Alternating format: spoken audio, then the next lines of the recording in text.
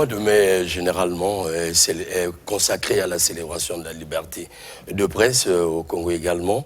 Nous nous sommes donnés comme mission réfléchir sur la liberté, en tout cas, qui est la nôtre, dans l'exercice de notre métier. Vous ne serez pas surpris de constater que sur ce plateau, je reçois ce soir le haut conseiller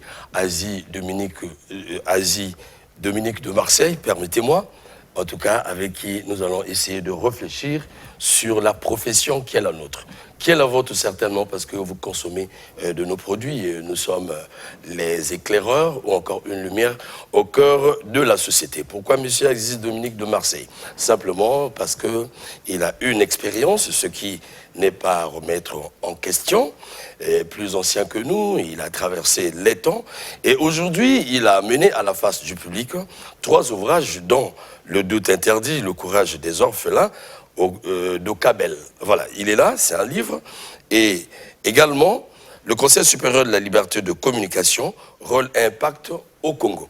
Alors, ce livre nous a beaucoup charmé parce qu'il s'agit de notre institution. Il faut dire que c'est le premier haut conseiller, en tout cas, qui a eu le mérite de laisser ses griffes, d'écrire sur le Conseil supérieur de la liberté de communication. Et ceci suscite en tout cas notre curiosité, notre intérêt pour aller creuser pour savoir ce qui a été dit, et certainement du Conseil, et aussi bien de notre profession. Ne peut le faire qu'un expérimenté. C'est ce que, en fait, attend le pays. Alors, bonjour, cher aîné, je me permets de vous appeler comme ça. Je peux me dire merci, cher cadet. Merci beaucoup. Merci beaucoup. Ça, nous sommes dans la profession. C'est notre manière de dire les choses. Alors, rappelons que vous avez mis à la place publique ces ouvrages, ce qui n'est pas facile. Penser, beaucoup penser, surtout vous qui pensez toujours à leur pensée.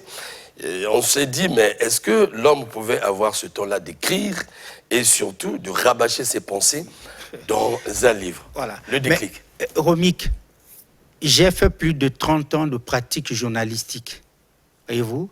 Et au soir de ma carrière, j'ai accumulé beaucoup d'événements que je ne peux pas traiter en long, en large et sur les médias, parce que à Télé Congo, c'est un petit temps que vous avez pour un dossier. Oui.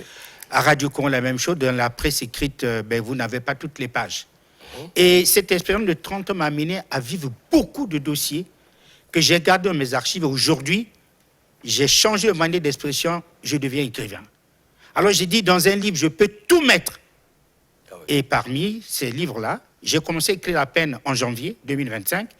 J'ai déjà à mon actif aujourd'hui, il faut dire c'est un bébé gourmand, 3 ouvrages sortis. À la fin. À la fin. Le premier, c'est un roman qui s'appelle Le doute interdit, que vous avez sur vous. Oui, il est là, oui. C'est un roman qui parle de la vie difficile de mes parents. Chacun de nous a eu des vies. Je suis un enfant de village. J'ai dû naître à 5 km des Vaux, dans une belle forêt là-bas, et je suis venu voir la ville. Et mes parents ont vécu une expérience incroyable. J'en ai fait un roman. Pour remercier mon père, si je suis ce que je suis, c'est parce que ce couple a donné à la vie un enfant. Et on peut leur envoyer l'ascenseur, raconter les péripéties de leur vie difficile.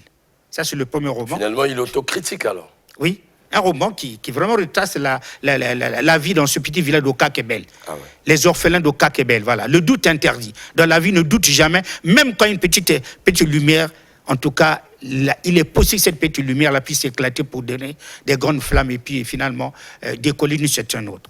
Le deuxième ouvrage, c'est le Conseil supérieur de la liberté de communication. Nous avons une institution chez nous, donc cette institution existe. Il n'y a aucun document produit par les membres de cette institution depuis qu'elle existe. Évidemment. Je me suis dit, je suis au soir de ma vie, j'étais au Conseil, je suis encore au Conseil. Il est normal que je mette la plume pour parler un peu de ce Conseil-là. Le rôle et l'impact du Conseil au Congo. Voilà. Quel est son rôle? Parce que j'ai compris que les gens avaient du mal à comprendre le rôle du Conseil. Absolument. Et son importance. Absolument. Et je ne suis pas arrêté là. J'ai fait un peu le résumé de toutes les réunions internationales auxquelles j'ai pris part, et c'est dans ce bouquin-là. Et ce bouquin-là, il est réservé exclusivement au Conseil, qui va le présenter au public et le dédicacer le 31 mai, parce que le 31 mai, c'est la journée du régulateur congolais. Le 3 mai, la journée de la liberté de la presse. Le 31 mai, la journée du régulateur congolais. Donc, il sera présenté officiellement. Et comme vous êtes très curieux, vous avez suivi nos grands frères, je veux vous recevoir, amenez-moi tout ça. Absolument. Et le dernier, c'est l'Harmattan qui va le présenter le 7 juin, là. L'Harmattan. Qui va présenter mon autobiographie professionnelle. Ah, ok. On a fait une certaine expérience, on s'en va. Les cadets qui ont été inspirés par nous, par notre pratique, mais ils n'ont pas que nos yeux pour voir. Ils veulent aussi que nous laissons ce que nous avons fait sur trace. S'ils veulent nous suivre, il faut qu'ils lisent. Absolument. Comment nous avons fait pour être là? On n'a tué personne. On a dû marcher, on a dû souffrir. Mais mettez ça sur un document, les petits vont lire, ils vont comprendre qui vous étiez, comment vous avez fait.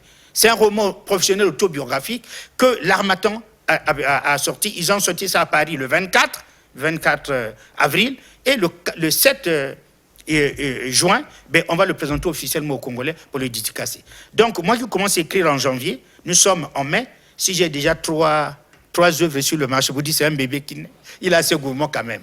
Alors, ça ne veut pas dire que j'ai quitté le journalisme. Vous avez donné des triplets. Je reste journaliste, mais j'ai toujours utilisé un autre moyen. Vous avez des grands penseurs journalistes en Europe qui écrivent. Absolument. Vous avez des grands écrivains, les Robert Bourgi qui écrivent de leur vie, les Versace, tout cela qui écrivent des grands de livres et même qui bouleversent les nations. Absolument. Et je me mets dans cet espace-là des livres qui peuvent bousculer le pays.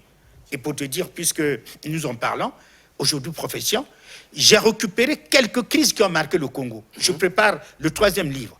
Les grandes crises qui ont marqué le Congo, parmi lesquelles les biens mal acquis, les disparus du Beach, les morts d'Ornano. Voilà. Et le dernier brûlot que nous avons sur les mains, c'est l'affaire d'affermage sur l'électricité au Congo. Nous allons y revenir. Alors, chers utilisateurs, ça, l'homme le dit tout seul. C'est un ouvrage qui suscite en tout cas notre curiosité pour essayer de voir comment les questions ont été traitées. C'est l'actualité qui arrive, elle s'en va. Mais cependant, lorsqu'on la concentre, on la loge dans un livre, ça fait partie de l'histoire.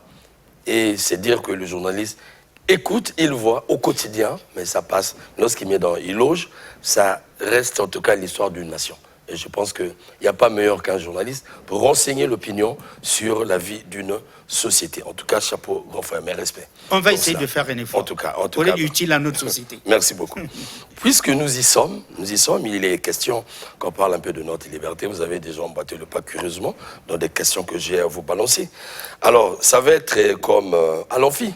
On va aller dans tous les sens, en tout cas. Il n'y a pas de problème. Voilà, c'est un débat sur la liberté, sur la pratique du journalisme. Absolument. Je suis aujourd'hui haut conseiller, arbitre. Mais c'est à moi de vous dire, on ne fait pas comme ceci, on fait comme cela. Effectivement. C'est le rôle de l'arbitre, il y a faute, là, il n'y a pas faute. Et aujourd'hui, je suis à vous. Voilà. Évidemment. Merci beaucoup, j'ai ce privilège. Alors, le conseiller, Asie Dominique de Marseille, vous avez eu à travailler beaucoup, comme vous l'avez su le dire. 30 ans de carrière, ce n'est pas donné. Vous avez, en tout cas, abordé pas mal de sujets. J'ai envie de vous inviter aujourd'hui à faire lecture de nous-mêmes, de notre travail, de notre profession. D'abord, avant de commencer, par votre expérience, quelle est selon vous la santé ou l'état de la presse congolaise aujourd'hui? Excuse-moi, Romik, quand vous m'appelez sur un plateau, je fais l'info dire, ceux qui me suivent sont 10 fois, 100 fois plus intelligents que moi. Je fais un effort de ne pas les décevoir. Je fais un effort d'apporter ma petite contribution. Nous parlons de notre profession. Notre profession. Et voilà pourquoi ce plateau est pour moi important, parce que ceux qui vous écoutez, qui vont nous écouter, qu'ils suivent tranquillement. Sans sentiment. Et moi, sans sentiment, voilà, vous savez que je ne mets pas des gants. Absolument. Quand vous m'appelez sur votre plateau, préparez-vous, on ne met pas les gants. Voilà. Pour notre profession, laisse-moi te tutoyer, c'est plus fraternel. Absolument, absolument. Mon cadet, la profession est malade. Elle va très, très, très mal. Il y a plus de francs-tireurs, de journalistes par effraction, des fabriqués de toutes pièces qui ont fait irruption dans notre profession et qui font honte à cette presse. Je ne suis pas autorisé de divulguer les délibérations du Conseil, la loi le défend. Voilà. Mais je peux vous dire que sur les affaires que nous avons traitées durant ces 4 ans, 5 ans, voilà, ça montre du degré d'immaturité de notre presse. Où nous gérons les dossiers de la République avec tellement de manquements que le public n'est pas satisfait. Je prends un exemple seul, tout simple. Je recule sur... Parce que quand c'est comme ça, on prend des cas d'école. Il faut qu'il y ait des cas d'école. Oui, des cas d'école. Voilà, parce que même l'opinion nous interpelle sur cette question, parce qu'ils veulent que ça sorte de nous. Aujourd'hui, je suis en train d'écrire. Dans le livre, j'ai le temps de tout exprimer. Voilà. Avant-hier, j'ai terminé un chapitre sur l'affaire des morts de Chakone, d'Ornano. Voilà, Ornano, oui. Et ce que le gros de ce dossier, je reproche à la presse congolaise, son monde de professionnalisme. Pourquoi? Les événements se sont passés à Ornano. La presse congolaise a attendu la version officielle apportée par le gouvernement à Télé Congo et tout le monde s'est mis à parler. Voilà, voilà. Mais l'officiel, ce n'est pas le journaliste. L'officiel a trop d'implications sociologiques, politiques, tout. Il soigne sa communication pour dire ce qui peut moins déranger. Voilà. Le journaliste a cette liberté de servir l'information au public sans trop la censurer. La version officielle, ce n'est pas la version critique des journalistes. Et quand il y a multiplicité d'opinions, multiplicité de presse, ça donne une multiplicité d'opinions. Il y a plusieurs titres, il y a Radio Congo, il y a Télé Congo, il y a DRTV, il y a Vox TV. Il y a la presse écrite. Il y a presse écrite. Ces médias devraient donner des versions, en tout cas indépendantes et contradictoires à la version officielle. Absolument. Absolument. On a attendu un communiqué officiel et après on s'est mis à épiloguer. Ça, c'est le premier reproche. Et ça nous arrive souvent. Oui, le premier reproche, quand il y a un événement, n'attendez pas l'officiel. Voilà. On donne l'officiel, faites votre travail. Alors on va aller droit. Voilà. Le cas précis, parce que nous voulons que ce soit quelque chose de technique. Voilà. Ce n'est pas de la littérature en ligne. Prenons le cas. Hier, à 4h du matin, j'ai fini le 5e chapitre sur l'affaire Affermage au Congo. Voilà, voilà. L'affaire qui fait grand bruit. Nous y sommes. Puisque voilà. Dans ce même d'actualité. Les grands scandales du Congo, voilà, j'ai mis l'affaire des disparus du Beach, j'ai mis les biens mal acquis, j'ai mis l'affaire d'Ornano et j'ai mis la dernière affaire, l'affermage. Voilà. Et j'ai découvert des choses que la presse aurait pu découvrir en menant une investigation sérieuse. J'ai eu la chance. Mais la presse a traité quand même la question. J'ai eu la chance de faire du journalisme d'investigation, première formation. Mais ça nous manque, l'investigation, c'est ce qui est plus profond. Oui. Ce n'est pas du superficiel. Un journaliste d'investigation, c'est un grand espion. Il creuse, voilà. C'est un grand agent de renseignement qui creuse. Voilà. Alors quand je vois le dossier d'affermage, je reproche aux journalistes congolais d'être superficiels, d'attendre la version officielle. Alors que l'événement se dessine devant vos yeux, et je dis, mais cadets, le métier va mal, parce que personne ne sort des caniveaux pour faire la vraie profession. Voilà. Tu vas me dire, qu'est-ce que tu nous reproches? Votre laxisme, l'attente du journal, du discours officiel. Et pourquoi je dis votre laxisme? Je prends des points simples. Mais il y a matière à écrire sur l'affermage. Ah bon? Matière écrite pourquoi? Quand un pays prend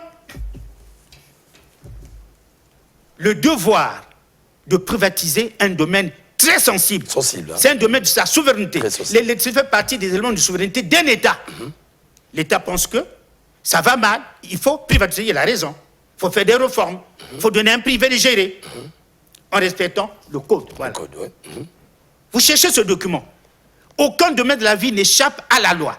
Le domaine de l'électricité est réglé et réglementé par la loi. Ouais. Et quand je parcours ce document, non qui est nickel, je vois la forme mise, elle vient.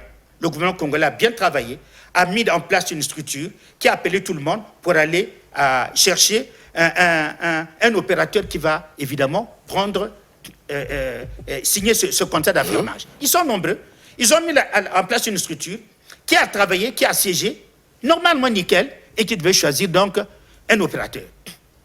Et cette forme, apparemment bonne, a des dessous qu'on ne voit pas. Et le journaliste, c'est ces dessous-là qui l'intéressent. L'investigateur, c'est le dessous. L'agent de renseignement, c'est le dessous. Voilà. Mais le dessous apparaît en surface, pourquoi? Le jour qu'on signe, le ministre passe à la télévision, à côté de lui, le Premier ministre, les gens applaudissent. Le lendemain, qu'est-ce que nous avons vu? Les syndicats débarquent dans les régions. Et en plein centre-ville, carton rouge, les gens sont énervés. C'est le premier couac qui permet aux jeunes de dire il y a quelque chose qui ne va pas. Le déclic. Ces personnes qui quittent leur région, quittent leur village, venant à Brazzaville, ce n'est pas des bambins, c'est des pères de famille, c'est des ingénieurs d'électricité, c'est des grands cadres qui ont tenu ce pays et qui sont dans cette masse-là. Et pour n'importe quel policier, n'importe quel agent de renseignement, n'importe quel journaliste, sortir d'investigation, pas pour dire, il dira, il y a problème. Parce que là, il y a événement. Et si c'est bien fait, pourquoi sont-ils venus? On peut dire deux choses. Pourtant, leurs représentants étaient à la commission. Est-ce qu'ils n'ont pas eu le temps de dire ce que les syndicats pensaient à cette commission? Est-ce qu'ils ont été achetés pour ne plus faire la volonté des syndicalistes? Quand ils se révoltent, c'est quelque chose qui n'a pas marché. Alors qu'ils étaient représentés à toutes les commissions. C'est là où on cherche. C'est là où on cherche pourquoi. On ne reste pas sur le fait qui dit c'est des bandits, ils se prennent pour qui. Non, c'est des Congolais qui ont travaillé, qui savent qu'il faut privatiser et qui ont envoyé des délégués et qui après sont fâchés. Il faut comprendre pourquoi ils sont fâchés. Ouais. Et c'est là où il y a information. C'est là où le policier, c'est là où le journal d'investigation, c'est là où le chercheur va chercher. Merci. Et ça ne suffit pas. Leur mécontentement amène le Premier ministre à suspendre l'affaire. Ah, ça devient intéressant. Le premier du gouvernement suspend l'élément. Ce qui donne encore matière à réflexion aux journalistes d'investigation, aux chercheurs. Si le Premier ministre prend, c'est qu'il a considéré la révolte des syndicats, c'est qu'il a problème, il a suspendu. La meilleure, le Parlement congolais interpelle le gouvernement. Oui. À ce sujet, oui. À ce sujet. C'est la situation sérieuse. Voilà. Et moi, je regarde, je prends, je suis en train de préparer. Et l'Assemblée fait une pause. Hein. Alors, qu'est-ce qui se passe? Le président de l'Assemblée dit, écoutez, la période est sensible, on va à l'élection, faites d'abord une pause. À suspendre d'abord cette affaire-là. Voilà un contrat d'affermage qui a respecté les normes légales.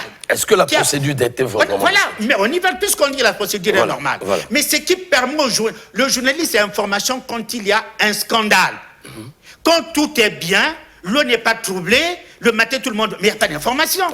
Mais dès lors que les gens se mettent à la SNE, qu'on appelle EKRC, se mettent à crier à tue-tête, que le Premier ministre se suspende, que l'Assemblée demande de surseoir, c'est qu'il y a problème. Et quel est le journaliste qui a cherché problème? Personne. Je n'ai pas vu dans les médias les gens creuser. Qu'est-ce qui se passe? Pourquoi le Premier ministre suspend? Pourquoi on nous regarde? Si on avait bien fait, on n'allait pas demander de regarder. Qu'est-ce qui se passe réellement, finalement, oui? C'est pas possible.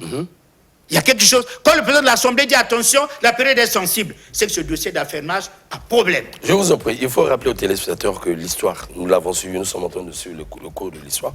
Actuellement, il y a grogne à ce sujet. Ça rebondit ce matin. Ça a rebondi. Je pense que ceux qui suivent les réseaux sociaux me donneront raison. Il y a eu des déclarations de nouveau des syndicalistes à propos. Je vous rejoins pour dire qu'il y a problème. Il faut dire, d'abord, grogne au niveau des syndicalistes, Assemblée générale, et ils ont rassemblé tout le Congo à l'époque, des syndicalistes. À côté, le gouvernement se saisit de la question, je me souviens. Il était question de mettre en place une commission, je ne sais pas, tripartite comme ça.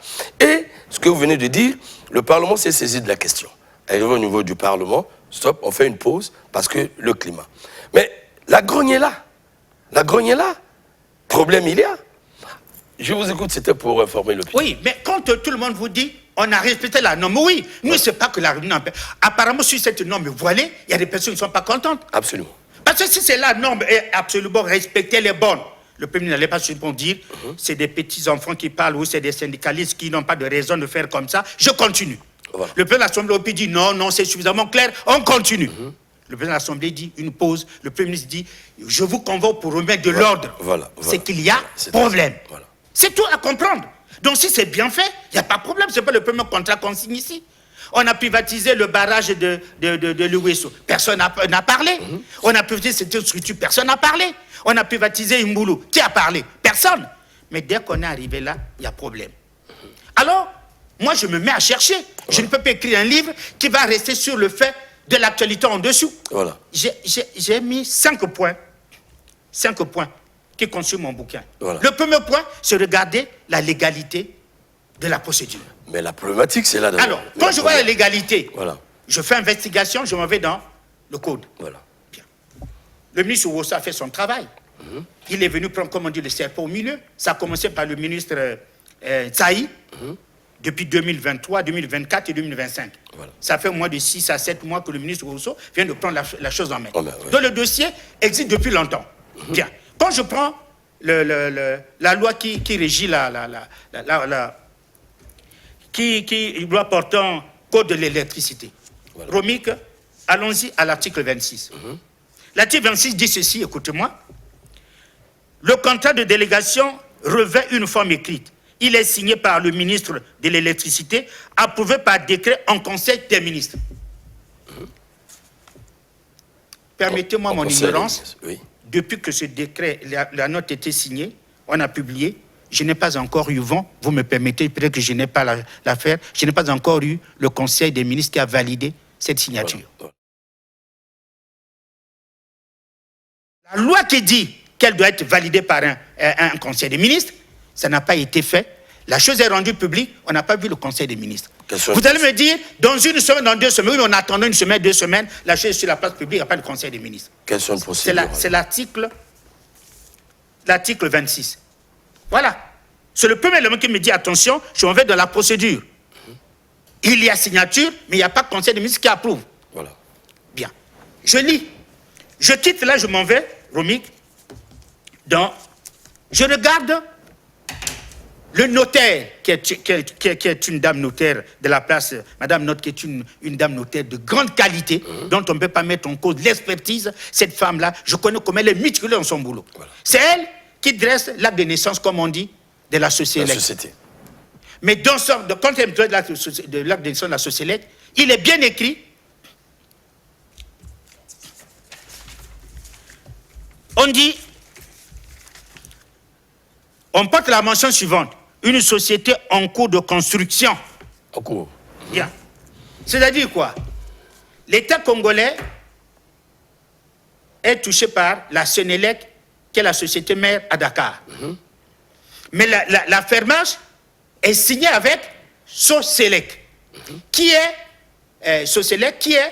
la filière de Sénélec. On crée une société de droit congolais, une société sénégalaise de droit congolais, qui s'appelle Soselec. Voilà. Et cette Soselec-là, c'est elle qui signe la fermage avec l'État congolais. C'est normal, on peut dire, bon voilà. Donc elle est en construction parce qu'elle va naître après la signature. Voilà. Mais si elle va naître après la signature, c'est un enfant qui est encore dans le ventre qui va naître. Voilà. Voilà pourquoi il est en cours de construction. Donc l'enfant en cours de naissance, c'est lui qui va gérer l'électricité au Congo. Voilà. Mais la loi dit ceci. Écoute-moi, Romik. Nous prenons le décret 2017-240 du 17 juillet 2017. Fixant les modalités de délégation de gestion du service public d'électricité. L'article 13 de ce décret dit: les délégations de gestion du service public d'électricité sont attribuées sur la base des critères suivants. Les critères, oui. 2 points à la ligne.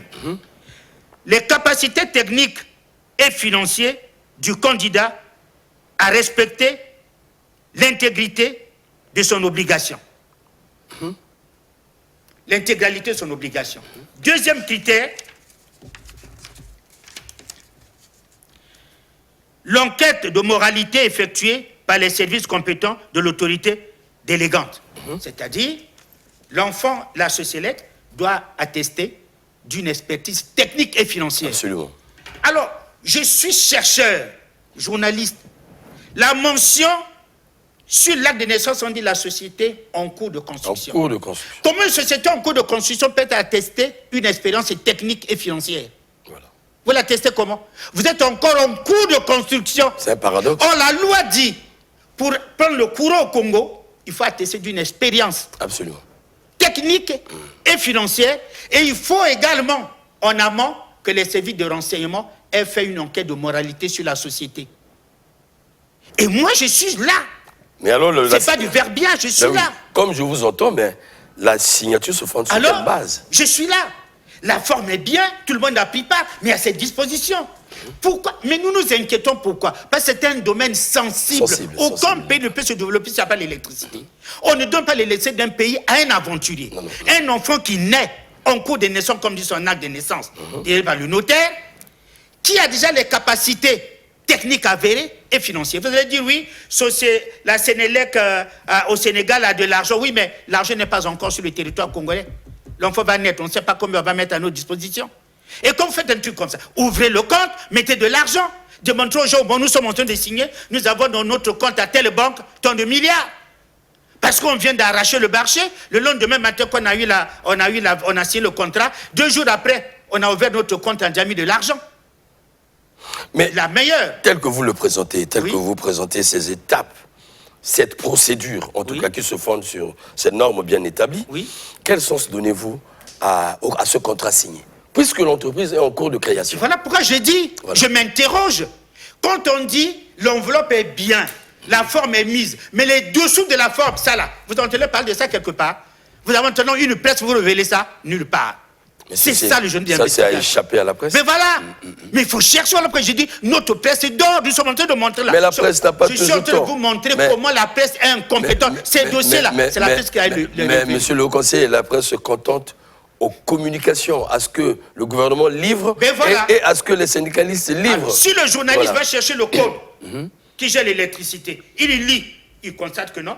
Quand on a signé, le Conseil des ministres n'a pas validé par décret. Le premier élément que moi je touche, j'ai écrit un livre. Hein. Mais cependant, je vous dis clairement, nous sommes en train de bosser notre métier. Oui. Nous avons suivi les communications. Il y a des journalistes et des médias et ceux qui soutiennent, ceux qui appuient, ceux qui ont comme argumentaire les points de vue ou bien les arguments du gouvernement, et d'autres se limitent au point de vue des conseillers. Oui, mais l'erreur, c'est quoi, en ce moment-là? Les points de vue ne comptent pas, mais la loi n'est pas un point de vue. Voilà. Parce que moi, je vais dire, nous, au gouvernement, on fait bien. Tu veux dire, nous, les syndicats, on fait bien. Et même les internautes. Entre le gouvernement et les syndicats, il faut aller dans la loi. Voilà. Depuis ici, je ne vous parle pas de mes impressions, je vous parle de la loi. Parce que la loi vous départage. Ça fait de vous quelqu'un de crédible. On regarde la loi, je vous l'ai dit, il y a 2 articles. L'article qui parle. Qu'après la signature validée, mais le conseil de ministre va peut-être valider dans quelques jours. Mon acteur n'a pas validé. C'est-à-dire qu'il y a manquement déjà. L'article le dit. Deuxièmement, l'enfant en cours de construction. Alors la loi dit il faut qu'il ait une expertise technique et financière. Voilà. Et est-ce que, moi je parle sur ce plateau, je veux qu'on me contredise, montrez-moi que Soselec a un compte en banque qui a de l'argent et qui peut déjà gérer l'électricité du Congo. Mais la preuve en est que quoi? Je vais dans un deuxième point. C'est ça l'investigation, mon frère. Oui. Dans un deuxième point, je constate que quand Soselec signe le contrat, Soselec, au moment où il signe, n'a pas un franc. Mais pourtant, on dit, pour signer là, il faut que tu sois compétent techniquement et financièrement. Et qu'est-ce que Soselec fait? Il va prendre un cabinet qu'on appelle Africo Finance. Il dit, comme vous dites, mon frère, je viens de gagner un marché au Congo. Vous qui êtes les chercheurs d'argent, allez-y me lever les fonds pour financer cette entreprise-là. Vous imaginez une société qui prend l'électricité au Congo, s'il n'a pas d'argent, demandez un cabinet. J'ai dit bien Africo Finance. C'est trop risqué. C'est pas petit, hein, je ne joue pas. C'est la République. Là, quand je parle là, j'engage le chef de l'État, j'engage le Premier ministre. Attention, il y a problème. Absolument. Africo Finance, qui est un cabinet reconnu pour chercher de l'argent dans le monde. Vous ne pouvez pas signer. Vous n'avez pas d'expertise financière, vous n'avez pas d'expertise technique, vous dites à Africa, on va chercher de l'argent. Africa est parti chercher $300 000. L'équivalent de 210 milliards de francs CFA. Vous prenez 310 000, multiplié par 700 francs de dollars, on a 210 milliards. Africa met les 200 000 pour dire, bon, nous on a l'argent, mais alors quand même voir comment Soselec s'est déjà installé sur la place au Congo. Absolument. Nous avons déjà eu l'argent, on s'en va au Congo avant de leur donner l'argent. Quand Africo Finance arrive au Congo, constate que le projet est suspendu. L'Assemblée a dit faites sur soi, le Premier ministre a dit faites sur soi, les syndicats ont dit nous ne sommes pas d'accord. Le projet est suspendu, les gars ont levé l'argent, qu'est-ce qu'ils font? Ils ont dit nous avons fait notre commission, vous nous payez. On a amené la main, si on ne vous le donne pas parce que vous êtes bloqué, ce n'est pas notre affaire. C'est vous qui avez mal géré votre affaire, vous êtes bloqué. Nous, on a levé les fonds payés. Les gars ont résilié le contrat. Et Africo Finance a porté plainte au tribunal congolais. Aujourd'hui, il y a un juge d'instruction qui écoute les dirigeants de Sénélec et de Soselec. Et ces dirigeants-là, c'est qui? C'est, quand je vois bien, nous avons M. Pape Diop et nous avons M. Toby Gay. Oui, Pape Diop, c'est le patron de la Sénélec. Et Toby Gay, c'est le patron de Sénélec au Congo, celui qui va diriger la société du Congo. Ah, ok. Et avec un Congolais dans le lot, ils sont 3. Parce que le conseil d'administration de la nouvelle société, je vous fais la révélation, qui est composé de 8 membres, il y a 7 Sénégalais, un seul Congolais. Oh, vous créez une société de droit, même si l'argent vous appartient, il y a une expertise en électricité dans ce pays. On ne peut dire, on prend 4 Sénégalais, mais de grâce, dans certains domaines de souveraineté, on peut avoir un conseil d'administration qui, le plus grand nombre est Sénégalais, même si c'est votre argent. C'est un domaine de souveraineté pour lequel la tête, si nous sommes 8 là, on fait 50. Si c'est 6, 50-50. Vous prenez 3, nous prenons 3. Il y a des cadres d'élection dans ce pays qui de cadres de gestion d'entreprise. Là, dedans, il y a qu'un seul Congolais. Sur les 8. Vous imaginez un peu? Et vous n'avez pas d'argent, la société, le cabinet Africo Finance porte plainte. Aujourd'hui, si on devant le juge d'instruction, il peut y avoir quoi? je n'ai pas droit au secret de l'instruction, mais on peut y avoir quoi? Abus de confiance, ou malversation financière. Oui. Vous résilez le contrat, vous n'avez pas payé les gars qui ont fait de l'argent. Qu'est-ce qu'ils font? Ben, ils portent plainte. Alors maintenant, Romic, voilà le Congolais qui s'interroge. Je suis Congolais. Le courant m'appartient, le courant appartient à tout le monde. Absolument. Ne disait pas le Premier ministre en erreur, ne disait pas le ministre de l'énergie en erreur, ne disait pas le chef d'État en erreur. Mais ce travail, c'est la presse qui doit le faire. Pour dire, monsieur le président, monsieur le Premier ministre, le ministre de l'énergie, il y a quelque chose qui ne va pas. Est-ce qu'elle peut être écoutée, la pauvre presse? Parce qu'ils envoient les délégués.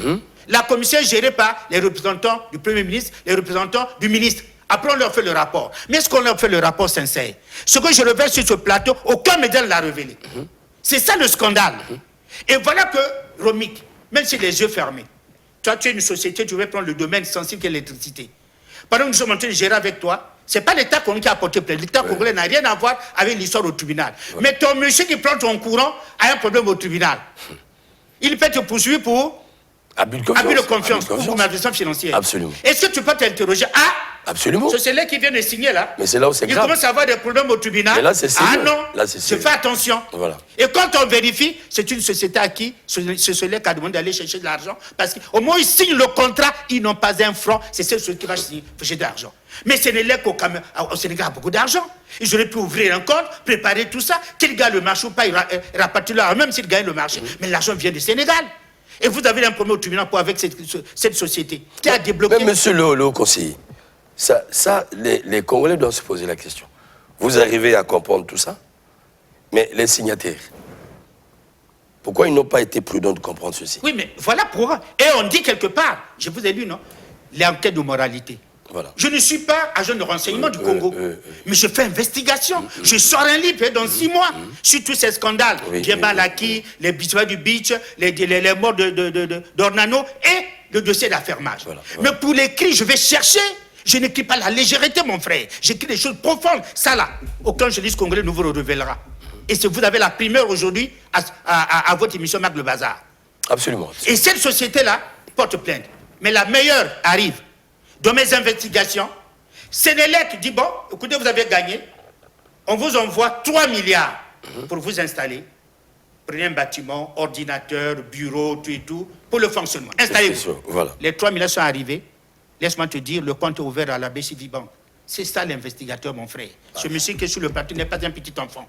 La BCV Bank ouvre le compte. Les milliards sont rentrés. Les 3 milliards. En moins de 2 mois, ils ont dilapidé les 3 milliards. Waouh. Personne n'a jamais vu Sociélec dans ce pays traverser les rues avec des bagages, s'installer dans un bureau, installer les ordinateurs, installer le bureau. Vous allez aujourd'hui, je pars sur ce plateau, allez vérifier, le compte à la BJF Bank est déficitaire. C'est pas possible. Les 3 milliards envoyés par Sénélec à Sociélec, sa fille, qui est au Congo, ont été dilapidés sans qu'ils achètent un petit bureau, un petit ordinateur. Mais attendez, monsieur le conseiller. Et cet argent, les 3 milliards dilapidés comment? On a dû se partager, un tel, toi, tu parles trop, un tel, tu es syndical, tu as parlé trop, maintenant pas sur la table, monsieur, un tel fait que ça marche. Tu vois, cet argent, on a fait quoi avec? Si on ne s'est pas installé. Si Sociélec n'a pas mis des bureaux, on n'a pas eu Sociélec transporter des bureaux s'installer avec le bureau directeur, un tel, il n'y en a pas. Les 3 milliards ont été dilapidés. Chacun a pris sa part, on a fait n'importe quoi avec. C'est ça l'investigation. Et je ne vais pas sortir un petit livre d'un gamin. Voilà le dossier. Nous sommes là sur les 3 milliards. Monsieur le conseiller, vous faites des grandes révélations par rapport à cette question. Je souffre un peu. Parce que vous dites ce qui dépasse parfois l'entendement des gouvernants. Ça, il faut être journaliste en fait, pour faire ce travail et le révéler. Est-ce que vos révélations peuvent être prises en compte? Parce que ce que vous dites, il va de la vie de l'État, il va d'un domaine sensible de l'État, un domaine hautement sécuritaire de l'État. Est-ce que c'est ce que vous révélez, tout le travail, présenté comme ça, Marc le Bazar, peut-être qu'en faire? Romic, l'écrivain, le chercheur, le journaliste, leur travail, c'est pour rendre service à l'État. Si l'État ne prend pas en charge, c'est pour... Quand un agent de renseignement fait sa fiche et l'envoie, si l'autorité ne prend pas en charge, c'est pas son problème. Nous, la différence, c'est que l'agent de renseignement donne dans des tiroirs, le rapport, nous donnons en public. Voilà, lui donne, il fait l'écrivain, le journaliste expose. Voilà, il expose. Je te dis, j'écris un document sur les grands dossiers qui ont bouleversé le Congo. J'ai fini les biens mal acquis, j'ai fini les disparus du beach, j'ai fini les disparus d'Ornano, je suis sur le dossier d'affermage. Et quand j'écris un livre comme ça, on n'est pas superficiel. On ne fait pas les petites actualités du haut, on va en profondeur. La chose est bien habillée, apparemment bien fait. Les gars, c'est non dit là. Mais comment les fonds peuvent être dilapidés Alors que ça passe sous silence. C'est comme si rien ne se passait. Personne ne le sait. Mais la meilleure, écoute-moi encore. Le syndicat vient de se constituer partie civile au procès. Waouh. Nous parlons le syndicat, mais je cherche, c'est ça l'agent, l'investigation. Je t'ai dit un investigateur, c'est un agent de renseignement. Je pourrais vous donner une information. Elle est publique. Si vous rentrez dans les réseaux sociaux, les syndicalistes, je me permets de le dire, les syndicalistes ont livré une communication, ils ont parlé au chef de l'État. Ils ont fermé, ils se sont constitués partie civile. Aider le Premier ministre à voir clair, aider le chef d'État à voir clair, c'est le rôle des journalistes. Et moi, je plains la presse congolaise qui n'est pas capable de faire ce travail-là. Non, ne nous clouez pas, s'il vous plaît. Je suis désolé, c'est votre boulot. Voilà. Je suis au conseil, je ne suis pas journaliste. Mais ce sont les mêmes qui se caporalisent de la presse. Oui, mais il faut qu'on le dise aussi, monsieur le haut conseiller. Oui. Mais ce sont les mêmes qui se caporalisent de la presse. Quel est ce politique, ce gouvernement qui ne veut pas avoir son journaliste? Quelle est cette autorité qui ne veut pas prendre à bras le corps? Vous le savez, vous êtes le conseil. Mais les journalistes aussi souffrent du fait de ces pesanteurs. Parfois, le dossier est là. Mais je pense que, doyen, vous le dites parce que vous avez l'expérience, vous avez une certaine carrure, mais ce n'est pas aussi donné. Mais il y a aussi des journalistes ici qui n'arrivent pas parce que le politique aussi a un problème, parce qu'ils ne supportent pas la vérité. Il faut que ça soit vous peut-être pour le dire. Ils ne supportent pas. Le journaliste est confondu avec un adversaire. Oui, quand j'étais à télé, quand j'ai fait l'émission, on appelle Libre Expression, il s'était arrêté parce que l'émission était trop véridique. Vous le savez bien. La dernière, on a fait avec vous. Oui, si. Quand j'ai dénoncé qu'on ne peut pas avoir dans un gouvernement des gens qui ont fait 15 ans, 20 ans au gouvernement. Mais quel est le rôle? Il faut la rotation des cartes parce que ce ne sont pas les plus intelligents. Mais ce que vous révélez là, ce n'est pas au profit de l'État congolais. Voilà. Et aujourd'hui, excuse-moi, le Premier ministre est un ami, je peux le déclarer. Je crois qu'il faut l'aider. Le ministre de l'Énergie, c'est un grand frère, il faut l'aider. Il faut qu'il écoute la presse. Quand vous envoyez des conseillers travailler, quand ils rentrent, ils peuvent dire, monsieur le Premier ministre, voilà la réalité des faits. Voilà. Monsieur le ministre de l'Énergie, surtout Émile Wosso qui a pris le serpent, comme on dit, au milieu. Le dossier avait commencé à être traité par Tsaï. Mais ça lui est tombé dessus la tête. Et lui est tombé, il a pris ça au milieu. Le pauvre, il prend tous ces gifles-là, c'est pas lui qui a commencé les dossiers. 2023, 2024, il est venu en 2025 là, à moins d'un mois ou de 2 mois là, il est en train de gérer cette affaire. Donc dans cette affaire-là, quand tu parles de 3 milliards dilapidés, on ne sait pas qui a été arrosé, qui n'a pas été arrosé. C'est incroyable. 3 milliards, on voit par Sénélec. Et je me demande si Sénélec n'est pas en train de dire à Filaire ici, mais on vous envoie 3 milliards dilapidés, comment voulez-vous montrer une bonne image? Et Romy, en terminant, je vais dire, si on avait fait peut-être, je ne mets pas en cause de nos services de renseignement, si Soselec a dit au service de renseignement, non, si le gouvernement a dit attention, on va signer avec Sénélec, et Soselec essaie de faire une enquête de moralité. Tout ce que nous sommes en train de plaire, il faudra et de regarder. Absolument. Enquête de moralité. Attends, tu prends le courant du Congo et on t'envoie 3 milliards, tu dilapides. Tu signes un contrat avec un cabinet qui va te chercher l'argent. Quand tu résilies le contrat, mais tu poursuis. Où est le sérieux? Attends, c'est vrai le sérieux. Ça gaspille l'image. Mon débat ici, ce n'est pas le Congo. Voilà. Moi, c'est la société, quelle société sénégalaise qui veut s'installer au Congo, qui ne montre pas belle image. Voilà la conclusion. Les éléments de ma position montrent que cette société ne fait pas bonne image. Quand on va négocier un domaine aussi sensible, Romik, dans le monde, il y a des domaines pour lesquels, quand vous demandez à lever des fonds, vous les donnez vite. Absolument. Le pétrole, va chercher l'argent pour le pétrole, tu auras vite un bailleur. Voilà. Va chercher l'argent pour les mines, tu auras vite un bailleur. Les gens meurent là, à l'ouest de la RDC, c'est ça. Si tu dis l'électricité, le bénéfice se calcule par seconde. C'est le bénéfice. Donc tu peux facilement... Tu vois pourquoi le cabinet Africo, sachez que c'est l'électricité, pas de chercher de l'argent vite. 210 milliards au mains d'Africo, nous avons déjà trouvé pour Soselec. Donc quand Soselec signe, ils n'ont pas un franc, c'est ceux qui vont aller chercher l'argent. Alors dis-moi, on a dit au Premier ministre, on a dit au ministre de l'Énergie, on a dit au président de la République, quand le président Vouba dit, laissons tomber d'abord. Quand le Premier ministre dit, allez-y regarder, peut-être qu'ils n'ont pas compris ce qui se passe. Mais la conséquence, c'est la... Effectivement. Il ne va pas. Mais je alors maintenant, si le journaliste ne fait pas des révélations, qui a fait les révélations?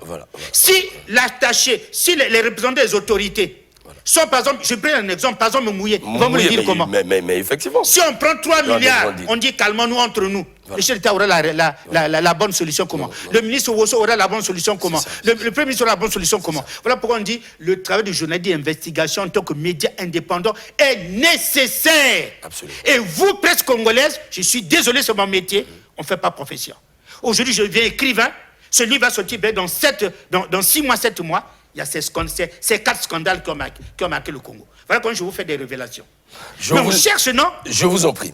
au public, il faut dire ceci. Ils aiment bien de tels débats. Ça doit surprendre le public, ça doit surprendre l'opinion. Là, monsieur le conseiller, vous révélez là quelque chose de fondamental. Vous invitez la presse à faire son travail. Voilà. Merci. Je dis bien, vous êtes, il faut dire, un gros routier de ce domaine. Vous êtes un poids lourd quand même. Vous êtes un poids lourd. Alors, vous emboîtez le pas. C'est pourquoi j'ai eu besoin de vous. Vous partagez cette expérience. Les jeunes font école, ils disent, ah tiens, ça se fait. Mais il faudrait aussi que les gestionnaires de notre société, je dis, les ministres et DG partout, ceux qui sont aux commandes de la République, comprennent le travail que vous faites, que nous faisons, pour dire, voici le... Vous êtes en train là de révéler notre rôle. Mais entre-temps, on paye le martyr, on subit le martyr. Parfois, lorsque vous le dites, d'abord, on les plie comme de papier de chou. Parfois, c'est le journaliste qui devient le problème. Mais vous le faites parce que vous êtes une institution. Nous sommes une institution. Je reviens pour dire non. Monsieur le conseiller, nous ferons une émission avec vos cadets sur ce que vous êtes en train de dire. Sincèrement. Parce que si ce que vous dites n'est pas pris en compte, nous irons à la bataille. Oui, mais Romik, vous allez pousser le ministre à dire, va signer, monsieur le ministre, c'est bon. Vous allez dire au Premier ministre, c'est bien fait. Vous allez au chef de l'État, prenez un décret. Regardez. Mais c'est ce qu'ils veulent, non? Ils veulent qu'on... Et si on arrive là, qu'est-ce qu'on fait? Imaginez que par extraordinaire, on donne la société de gérer. Et qu'en moins d'un temps, le courant va mal. C'est un chaos. Parce qu'une société qui signe, qui doit avoir, tel que l'article le dit, une expertise technique et financière, mais vous signez, vous demandez un cabinet, dans le noir des Congolais, ils ne savent pas, aller chercher l'argent. Mais Soselec gagne le marché en tant que bébé à la naissance. Il est en train de naître là. L'acte de naissance le dit, société en cours. Bien, on va me dire, monsieur Azi, il n'y a pas un problème, il y a Sénélec qui est là. Oui, mais Sénélec est là. Sénélec a mis combien d'argent? Pourquoi on va chercher l'argent à l'extérieur? Et vous allez prendre l'argent. Cet argent-là, c'est pour gérer le courant du Congo. D'accord. Mais celui qui prend cet argent-là, c'est lui qui est au tribunal. Je m'en vais acheter un terrain. Celui qui me vend est déjà tremblé au tribunal pour malversation financière. Je fais comment? J'ai peur. Et c'est un domaine de souveraineté pour lequel le chef d'État doit être regardant. L'électricité est la pierre angulaire du développement d'un pays. On ne donne pas à un aventurier. On donne à des gens sérieux qui sont posés, qui ont une surface financière sérieuse, qui ont une expertise avérée. Et nous, on se met à épiloguer sur ces plateaux parce que ça nous regarde, parce que ça concerne notre pays. C'est à nous de sauver cette République-là. Voilà. Et moi, je dis, Romik, je le dis, arrêtez-moi à me dire, pour ce pays-là, je peux faire 100 fois la prison, parce que c'est mon pays.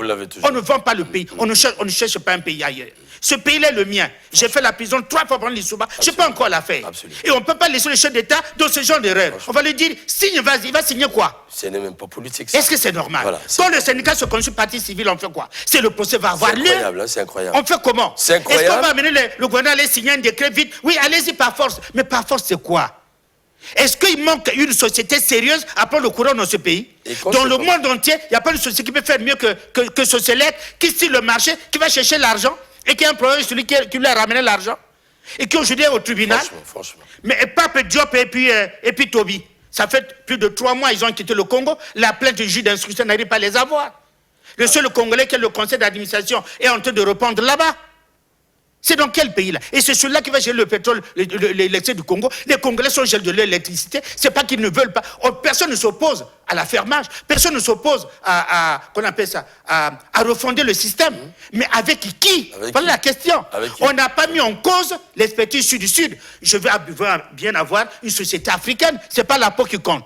Mais attention, celui qui prend la m'inspire pas confiance parce que, la manière avec laquelle il gère déjà les peu de fonds qu'on a mis à sa disposition, 3 milliards dilapidés, et deuxièmement, ils sont au procès. Ce n'est pas l'État congolais, l'État qu'on n'a jamais porté plainte à cette société. La société n'est pas encore née, les gens sont déjà au procès. Ils sont déjà au tribunal. C'est incroyable. Avec un autre cabinet. Et j'entends les gens sur les réseaux sociaux dire non, c'est l'État qu'on n'a jamais porté. Ils n'ont rien compris. Non, l'État qu'on n'a jamais porté plainte à cette société. Compris. Le procès de Soselec et de Sénélec au tribunal concerne le cabinet d'expertise de recherche de fonds qui se trouve Africo-Finance. Qui porte plainte parce que vous avez signé le marché, vous avez gagné le contrat, vous avez payé Sénélec, vous nous avez dit Soselec, allez nous chercher l'argent. Nous, on vous a cherché l'argent et vous résiliez le contrat. Mon frère. C'est à regarder. Le pays là a besoin de courant. Sur le prestataire, celui-là. Et c'est là où j'ai compris, peut-être que les syndicalistes ont cette affaire-là. Je n'ai jamais causé avec Mais un chef certainement, syndicaliste. c'est ça Peut-être que. Ben oui, ben oui. Donc il y a Anguille sous roche. Ben oui. Et tout le monde s'inquiète. Parce qu'ils sont Et il n'y a que déterminés. les journalistes. Moi, je vous embête. Ils ont fait pourquoi. une déclaration ce Et matin. moi, je vous embête pourquoi. Tout le monde s'inquiète, que les journalistes ne s'inquiètent pas. Ils attendent qu'on leur donne la version officielle. Bon, l'officiel, c'est ça. Voilà. Ça, c'est pas l'officiel qu'on découvre ça. Voilà. On me signale que nous sommes presque arrivés au terme de notre échange. Je vous en prie, chers téléspectateurs, c'est vraiment un dossier très sensible. Nous aurons une suite. Je vous en prie, nous aurons une suite. Il faut respecter le programme. Mais en tout cas, l'essentiel est dit. Mais nous allons continuer à creuser sur ces dossiers d'enquête. Il faut dire, avant de donner la dernière parole à l'invité, il faut dire que le Congo doit arrimer avec sa presse. Le Congo doit tout faire. Les responsables avec la culture de la presse. Les journalistes ne sont pas des politiques. Tout ce travail fait, je pense, est une grande révélation pour tous les Congolais. Il y a peut-être certains qui le savent, mais qui cherchent à se défendre d'une manière irrationnelle. Mais là, tout est dit. Les champions des réseaux sociaux, il faut ouvrir les oreilles parce que le travail est fait avec tact, en fait, professionnellement. C'est pas que quelqu'un a dit, moi j'ai ouï dire ceci, il m'a dit ceci pour cela. C'est pourquoi nous allons, qui est allé aux sources pour nous apporter la vérité. Lorsque M. Aziz Dominique de Marseille monte au-dessus de cette tribune, qui est suivi même par le chef de l'État, je pense que le message qu'il donne est très grave, très officiel, pour que le gouvernement de la République, le Premier ministre, se saisisse de cette occasion. Parce que tout le monde va écouter. Et c'est le moment de comprendre, je pense, je me permets de le dire, le sens du combat des syndicalistes. Ça me révèle quelque chose actuellement. Parce que vous allez suivre la réaction. Ils ont réagi ce matin d'ailleurs sur la question. Il y a des choses qui sont cachées. Il faut que la presse fasse son travail. Le travail vient d'être fait. Le plat est servi. Qui va le manger? Le gouvernement de la République. Pourquoi? Il faut apaiser le climat. Pourquoi? Parce que la personne, l'entreprise ne rassure pas. Alors, mais si on tient tête, alors que la chose est révélée. Alors, aux journalistes aussi. Robic, voilà. Quand vous m'avez dit, grand frère, le mois de mai, c'est le mois de la liberté d'expression, la liberté de la presse, je vous reçois, j'ai dit, Robic, ne m'amenez pas pour dire des petites bêtises. Prenons un cas école pour montrer que notre presse est malade. Et si nous avons fait ces révélations, c'est parce que la presse travaille très bien. Voilà. Vous avez raison de dire, on nous bloque les portes. Oui, mais arrachez votre indépendance, arrêtez vos sérieux. Absolument. Je ne suis plus... Demain, je suis aujourd'hui au conseil. Je vis la maladie de la presse congolaise. Voilà. Elle est infectée de francs-tireurs, elle est infectée de mauvais journalistes qui arrivent par des fractions. Mon frère, si tu n'as pas appris de la médecine, tu peux monter un cabinet médical, tu demandes à charcuter les Congolais qui vont mourir en cascade. Le métier de la communication, ça prend. Voilà. Et si on a pris ce cas-là pour vous dire, M. Aziz veut le sortir dans un livre qu'on appelle les grands bouleversements, les grands dossiers qui ont bouleversé la République. Mais dans un journal, ça peut être sorti dans 1 an ou dans 7 mois, ce livre-là. Mais un journaliste aurait pu déjà précéder.